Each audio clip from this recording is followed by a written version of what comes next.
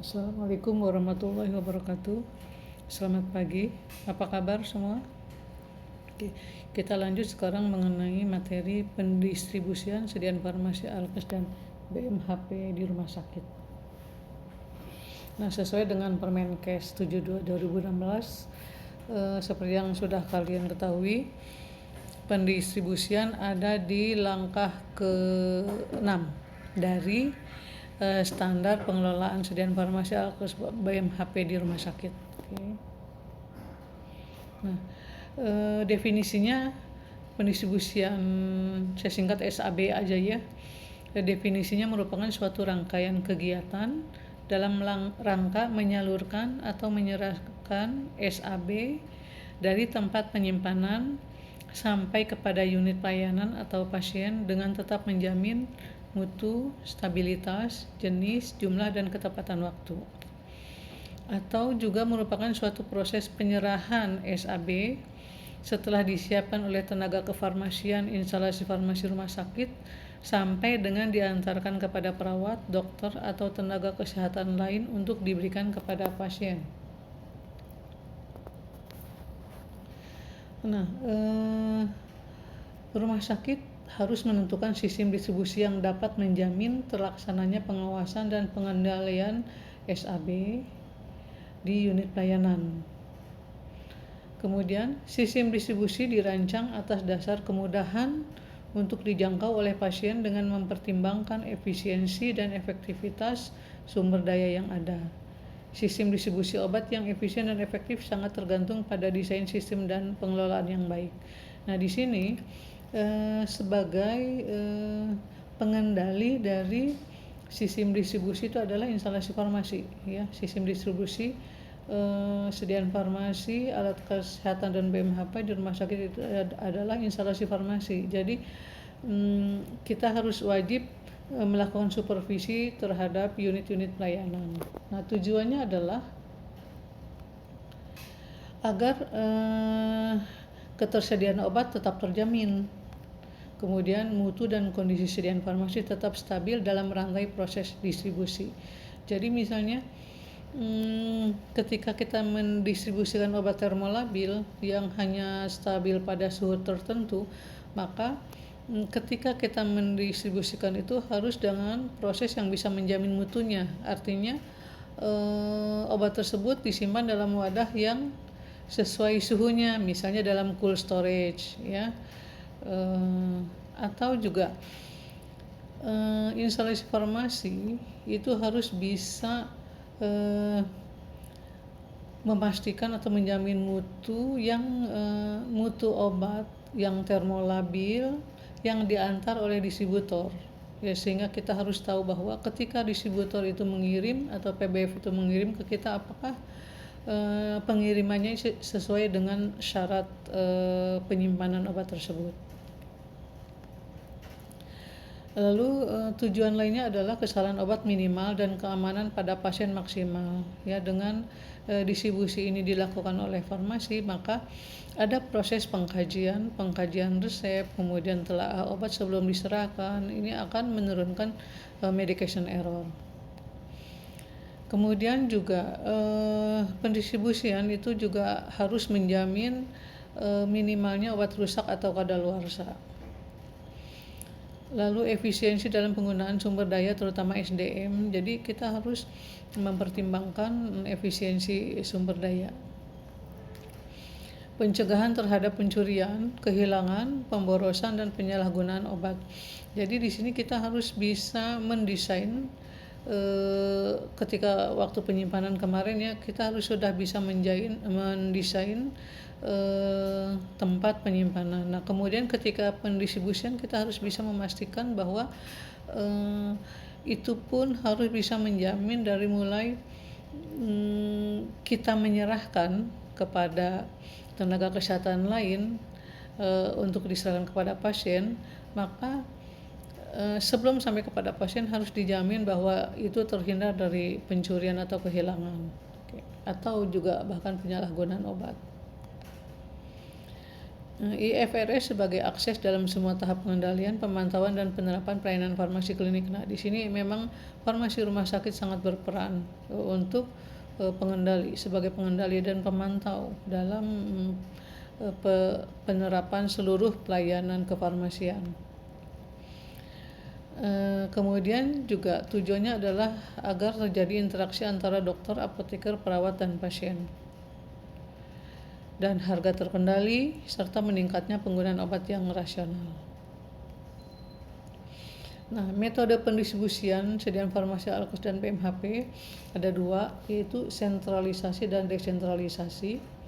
Sentralisasi yaitu penyimpanan dan pendistribusian SAB dipusatkan pada satu tempat pelayanan atau gudang farmasi.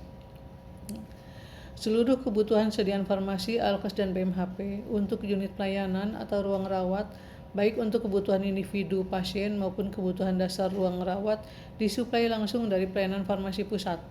Jadi, yang pertama tadi, semua pendistribusian itu dilakukan oleh gudang, ya. Jadi tidak ada cabang-cabang pelayanan farmasi, ya. Misalnya di beberapa rumah sakit itu misalnya gudang mendistribusikan ke laboratorium gitu yang tidak ada satelit farmasinya, yang tidak ada cabang pelayanan farmasinya, ya. Atau juga ada beberapa rumah sakit yang juga menyiapkan obat resepnya itu di satu titik, di satelit, di pusat pelayanan farmasi pusat gitu. Jadi selain dia mendistribusikan PMHP, dia juga melayani resep. Nah, itu sentralisasi. Sedangkan desentralisasi yaitu pelayanan farmasi yang mempunyai cabang di dekat unit pelayanan atau ruang rawat yang disebut depo atau satelit farmasi, ya. Atau penyimpanan dan pendistribusian sediaan farmasi Alkes dan PMHP tidak langsung dilayani oleh pelayanan farmasi pusat, tetapi disuplai dari depo atau satelit tersebut. Nah, misalnya di rumah sakit, sebagian besar rumah sakit itu kan ada unit-unit pelayanan besar, misalnya IGD, ICU, rawat inap, dan lain sebagainya. Nah, masing-masing IGD itu misalnya, nah di situ ada cabang pelayanan farmasi yang tidak mungkin disiapkan dari pusat, karena akan berpengaruh terhadap respon time atau kecepatan pelayanan, sehingga perlu adanya satelit farmasi atau depo farmasi di situ yang melayani langsung pasien IGD atau pasien ICU atau pasien rawat inap, dan juga pelayanan PMHP-nya, ya, sehingga terjadi desentralisasi. Artinya nanti gudang mensuplai ke satelit farmasi IGD, kemudian satelit farmasi IGD akan memberikan pelayanan ke unit pelayanan IGD atau pasien IGD. Itu desentralisasi. Sistem pendistribusian sediaan farmasi Alkes dan PMHP ada 4, yaitu sistem resep individu, sistem persediaan lengkap di ruangan, sistem unit dosis, dan sistem kombinasi.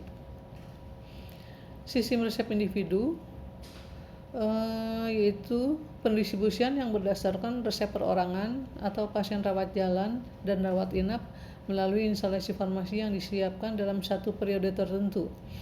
Misalnya satu resep ada yang untuk 7 hari, 5 hari, atau 3 hari. Nah, itu kita siapkan semua, ya. Keuntungannya, semua pelayanan obat melalui pemeriksaan tenaga farmasi karena resep dilayani oleh farmasi. Kemudian memungkinkan interaksi antara tenaga farmasi, dokter, perawat, dan pasien. Kalau misalnya ada yang perlu dikonfirmasi kepada dokter, maka tenaga farmasi akan melakukan komunikasi dengan dokter atau juga mungkin kepada perawat, ya. Dan bahkan ketika ada sesuatu yang harus ditanyakan kepada pasien, tenaga farmasi bisa komunikasi langsung kepada pasien. Ini keuntungannya. Kemudian memudahkan penagihan biaya obat pasien. Tetapi kerugiannya, kepatuhan penggunaan obat kemungkinan rendah karena Ini kan pasien rawat jalan, jadi pasien untuk penggunaan obatnya tanpa diawasi oleh tenaga kesehatan, sehingga kita tidak tahu pasien patuh atau tidak menggunakan obatnya.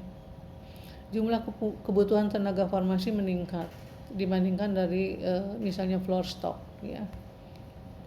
Waktu cukup banyak untuk proses penyiapan obat sampai dengan penyerahan. Jadi memang memerlukan jumlah SDM dan waktu.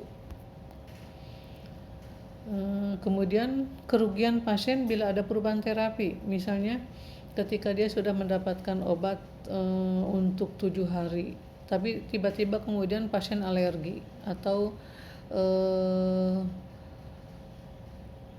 terjadi efek yang tidak diharapkan, ya. Nah, kemudian dia kembali lagi ke dokter, maka obat tersebut dihentikan, di-stop, kemudian diganti yang lain. Nah, obat yang sudah di-stop itu tidak mungkin retur atau dikembalikan kepada farmasi, sehingga di sini kerugian pasien. Nah, sistem resep individu, contohnya di sini penyiapan obat dalam satu periode sesuai resep yang rasional, bisa 3 hari, 7 hari, atau 1 bulan untuk pasien kronis.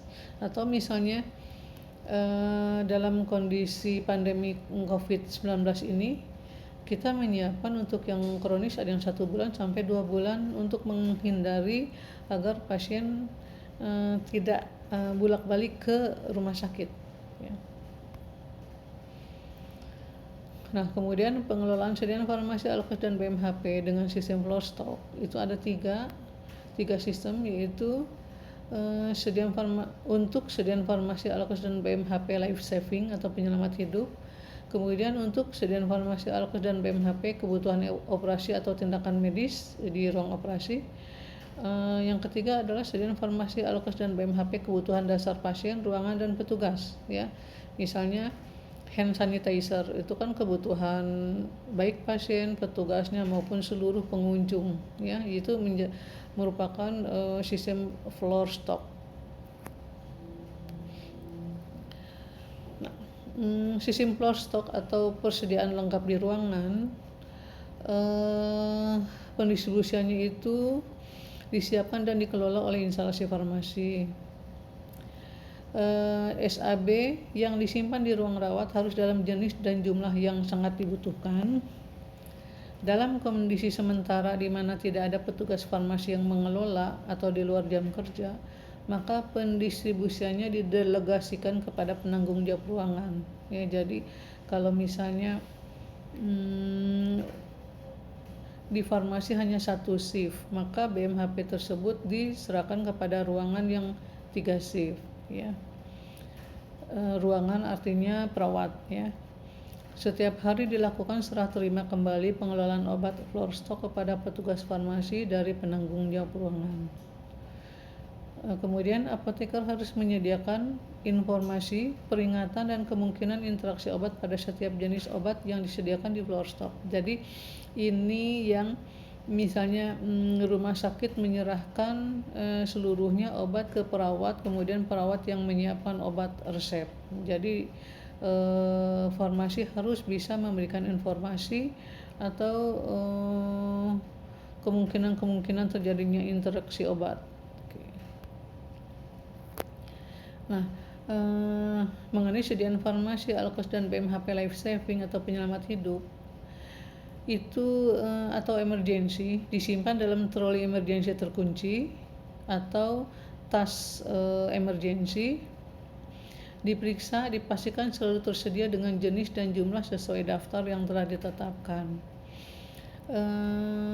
Minimal pemeriksaannya itu setiap stok opnam, tetapi biasanya di sini akan untuk beberapa ruang rawat itu banyak fast moving, ya, banyak sering digunakan, sehingga sediaan farmasi Alkes dan BMHP yang harus segera diganti jika jenis dan jumlahnya sudah tidak sesuai lagi dengan daftar. Jadi ketika sudah digunakan, ya, itu ada kuncinya tuh, kunci itu dibuka oleh perawat. Nah, kemudian nanti diisi oleh tenaga farmasi dengan dikunci menggunakan nomor yang berbeda dengan nomor kunci sebelumnya. Troli atau tas emergensi hanya boleh diisi dengan sediaan farmasi, alkes, dan BMHP emergensi. Tidak boleh dicampur dengan perbekalan farmasi lain. Ya, jadi jangan di atas troli itu ada barang-barang lain yang menyulitkan ketika mengambil obat, sehingga akan menurunkan respon time. Nah, ini kemudian sediaan farmasi, alkes, dan BMHP kebutuhan operasi atau tindakan medis, ya. Contohnya kita biasanya untuk satu tindakan medis kita siapkan dalam satu kotak, dalam satu paket, yaitu bisa dilihat dalam satu kotak itu isinya apa saja. Kemudian ada daftar isi, ya, daftar isi yang nanti ketika kita serahkan ada serah terima saling tanda tangan. Kemudian bila digunakan ada catatan lagi, karena belum tentu semua yang disiapkan dalam satu kontainer ini dipakai semua oleh dokter atau perawat ketika melakukan tindakan. Nah, kemudian sediaan farmasi, alkes, dan BMHP kebutuhan dasar pasien, ruangan, dan petugas. Ini BMHP contohnya yaitu hand sanitizer, ya, cuci tangan, kemudian masker, kemudian sarung tangan, ya, kemudian desinfektan lain untuk alat. Nah, itu sebagai BMHP yang memang kita siapkan untuk kebutuhan dasar, misalnya kebutuhan 1 minggu kah gitu, ya, atau setiap berapa hari atau 1 bulan. Tetapi kalau 1 bulan ini akan membutuhkan ruang penyimpanan di unit perawatan, ya, sangat tidak efisien. Nah, di sini ada keuntungan dan kekurangannya. Keuntungannya jumlah resep minimal, karena kalau BMHP di beberapa tempat tanpa resep, tetapi kalau tadi ada floor stock yang memang obat resepnya disiapkan oleh unit, maka ada resep gitu, ya. Tetapi untuk BMHP keseluruhan jumlah resepnya minimal. Sediaan farmasi tersedia dalam kemasan siap pakai. Efisiensi jumlah SDM farmasi, karena kita serahkan semua ke unit perawatan, jadi SDM farmasi sangat minimal. Peningkatan kecepatan pelayanan karena sudah berada di ruang perawatan. Nah, kerugiannya terjadinya resiko peningkatan kesalahan obat karena tidak dilakukan pemeriksaan ulang oleh tenaga farmasi, ya. Jadi di sini kerap banyak kesalahan atau medication error, karena misalnya resep yang disiapkan oleh perawat itu tinggi sekali medication errornya, ya. Tetapi sekarang sudah sedikit sekali, sudah tidak boleh lagi perawat menyiapkan resep pasien berdasarkan standar akreditasi, ya. Lalu kerugian lagi adalah memerlukan fasilitas tempat penyimpanan obat di ruang rawat, ya, dengan persediaan yang banyak sehingga memang perlu fasilitas. Memerlukan banyak tenaga perawat untuk mengelola sediaan farmasi, sementara tugas utamanya akan menjadi terbengkalai dengan banyaknya mengelola sediaan farmasi. Kemudian risiko peningkatan kehilangan dan kerusakan obat akibat kurangnya pengawasan dan pengendalian dari tenaga farmasi. Nah, kemudian sistem unit dosis. Di sini pendistribusiannya adalah berdasarkan resep perorangan yang disiapkan dalam unit dosis tunggal atau ganda untuk penggunaan 1 kali dosis pasien. Sistem unit dosis ini digunakan untuk pasien rawat inap. Penyiapan obat dikemas dalam bentuk satuan dosis unit atau wadah plastik kecil untuk satu waktu pemberian, misalnya pagi, siang, sore, malam. Misalnya dalam resep ada amoksisilin sehari 3x1, kemudian paracetamol sehari 3x1, maka disiapkan plastik, atau bisa setiap plastik itu ditulis jam penggunaannya atau waktunya saja, misalnya plastik pagi, siang, sore, maka di pagi paracetamol tablet 1 dan amoxicillin 1. Demikian juga di siang dan sore atau sore ya, masing-masing 1 tablet. Jadi dalam satu plastik pagi ada paracetamol dan amoxicillin, siang dan sore juga demikian. Ya. Nah, tujuan utama dari sistem unit dose adalah untuk mengurangi resiko terjadinya kesalahan obat, sehingga akan meningkat patient safety. Lalu mengurangi keterlibatan perawat dalam penyiapan obat, sehingga perawat lebih fokus terhadap perawatan kepada pasien. Nah, keuntungannya, pasien akan menerima pelayanan farmasi 24 jam siap pakai. Pasien hanya membayar obat yang dikonsumsi saja. Ya, jadi kalau misalnya kita menyiapkan hanya untuk 1 hari, kalau misalnya sehari 3 kali misalnya, kalau terjadi alergi, maka sebelum itu selesai 1 hari, obat sisanya bisa diretur atau dikembalikan kepada farmasi. Peniadaan duplikasi order dengan peningkatan pengendalian dan pemantauan penggunaan obat. Jadi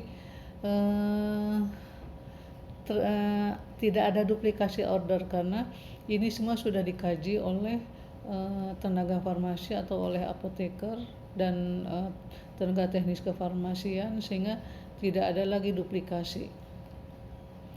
Peningkatan sistem komunikasi antara dokter, perawat, dan tenaga farmasi. Jadi di sini terasa sekali komunikasi akan semakin aktif dan sangat efektif untuk kelancaran pelayanan kefarmasian. Mengurangi resiko kesalahan obat. Sudah banyak terbukti dengan adanya unit dose ini mengurangi resiko kesalahan obat. Lalu tenaga perawat lebih fokus pada perawatan pasien. Ruang perawatan tidak banyak digunakan untuk penyimpanan obat. Jadi memang sudah dipusatkan di satelit farmasi untuk penyimpanan obat. Kerugiannya high cost, ya. Biaya awal dan operasional sangat tinggi. Di sini ketika akan merancang suatu sistem unit dose, maka harus dirancang seefisien dan seefektif mungkin, sehingga walaupun high cost tetapi tidak high cost yang minimal artinya, tetapi tentu saja tujuan dari patient safety itu kan tercapai, dan juga kebutuhan SDM tinggi, ya. Nah, sistem unit dose ini contohnya di sini. Itu contoh ada plastik-plastik warna transparan, merah, biru, ya. Ini pagi, siang, sore, malam. Nah, itu biasanya kita bedakan berdasarkan warna, ya. Itu bukan standar warna ini, tetapi disepakati di rumah sakit tersebut. Misalnya kalau bening itu pagi, kalau putih siang, kemudian kalau sore itu biru, kemudian malam merah. Nah, itu disesuaikan dengan kebijakan rumah sakit, ya. Tapi rumah sakit akan berusaha untuk membedakan setiap awal penggunaan. Demikian juga obat suntiknya. Dan infus itu biasanya daily dose, ya. Lalu sistem kombinasi. Sistem pendistribusian SAB bagi pasien rawat inap dengan menggunakan kombinasi bisa resep individu plus floor stock, atau floor stock plus unit dose, atau juga resep individu plus unit dose, ya. Itu sesuai dengan kebutuhan. Keuntungannya, semua pelayanan obat melalui pemeriksaan tenaga farmasi, sehingga patient safety terjamin. Memungkinkan interaksi antara tenaga farmasi, dokter, perawat, dan pasien. Memudahkan penagihan biaya obat pasien. Beberapa obat dapat segera tersedia ketika dibutuhkan. Kerugiannya kemungkinan keterlambatan obat sampai kepada pasien, ya. Jumlah kebutuhan tenaga farmasi sangat meningkat. kesalahan pemberian obat masih dapat terjadi terutama dari persediaan ruangan. Nah, contohnya kalau di RSCM kita menggunakan kombinasi kalau rawat jalan resep individu dan floor stock.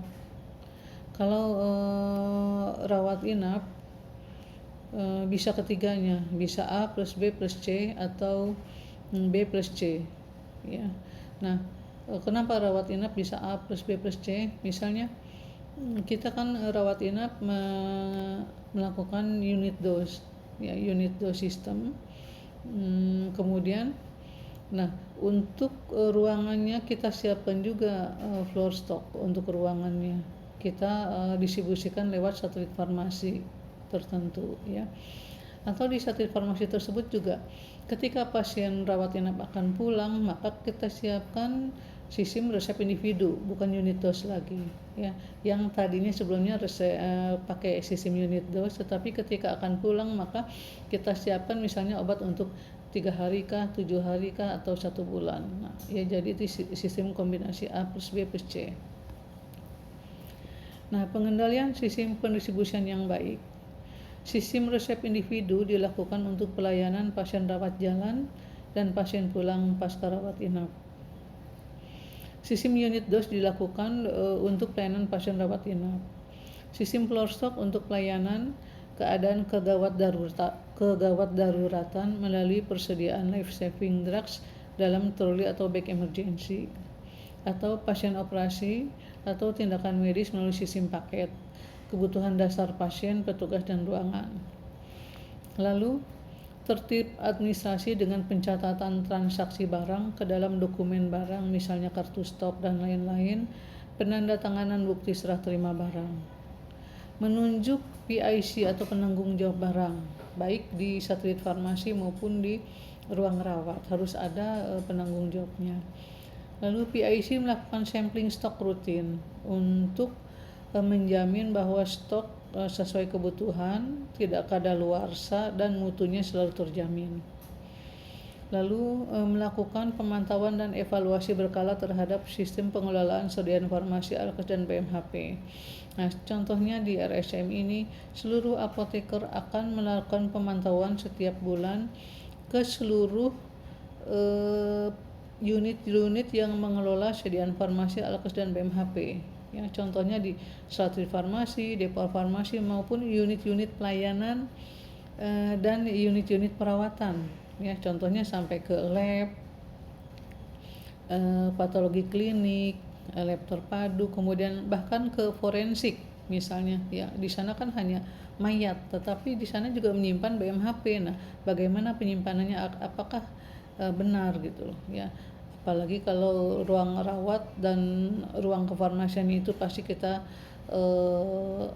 pantau setiap bulan, dan ini kita laporkan ke direktur, kemudian nanti direktur akan memberikan feedback, umpan balik ke ruangan-ruangan tersebut. Misalnya kalau masih ada yang tidak sesuai standar, harus segera diperbaiki, karena memang ini adalah salah satu syarat dalam standar akreditasi rumah sakit.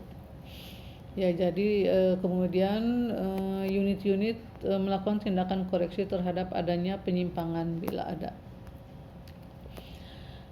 Untuk mengukur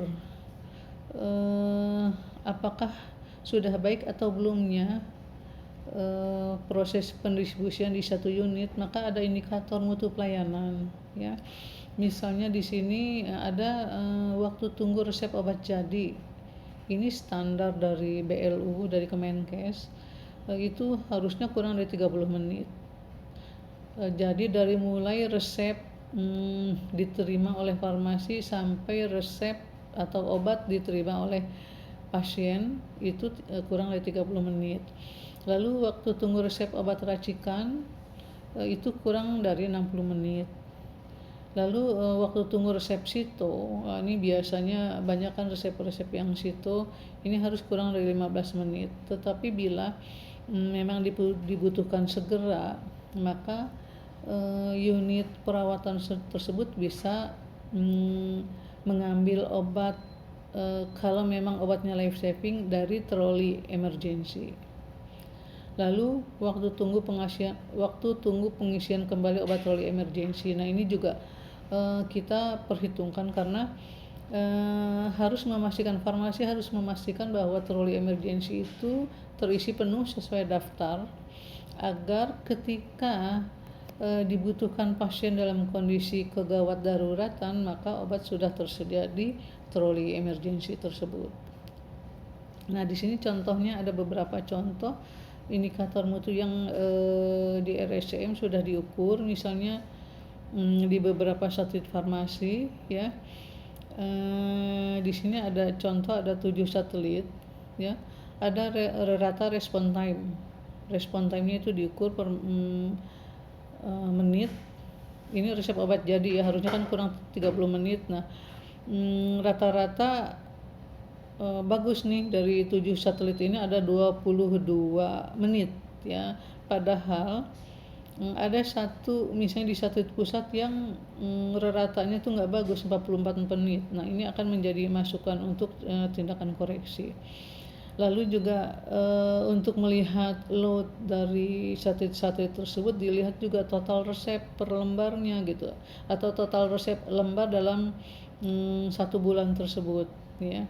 Kemudian jumlah R-nya, rata R-nya. Nah, kemudian kita harus menghitung respon time yang kurang dari 30 menit berapa gitu.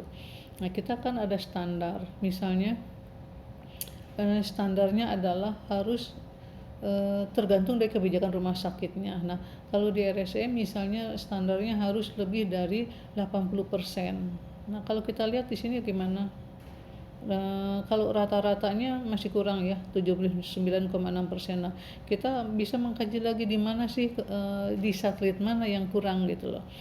Nah, ternyata ada satelit nomor 3 dan nomor 7 ya. Nomor 3 dan nomor 7 yang nggak bagus, apalagi nomor 7 sangat jelek sekali. Nah, ini kita akan evaluasi kenapa respon time-nya begitu rendah gitu ya. Nah, kemudian inilah salah satu contoh dari waktu tunggu resep obat jadi. Nah, ini obat racikan. Racikan biasanya di anak, itu contohnya satelit Kiara, itu satelit anak. Ada Apokdisus untuk pasien HIV dan PJT, pelayanan jantung terpadu. Nah, itu kita mencapai capaian indikatornya baik ya, karena di bawah 60 menit. Oke. Dan persentasenya juga di atas 80%, jadi capaiannya sudah baik. Tetapi walaupun demikian kita harus selalu memonitor ya, kalau misalnya suatu saat, karena dari rata respon time ini biasanya pasti ada yang lebih dari 60 menit gitu, itu harus dievaluasi. Nah, demikian, mudah-mudahan kalian paham, dan silakan kalau ada yang bertanya. Terima kasih. Assalamualaikum warahmatullahi wabarakatuh.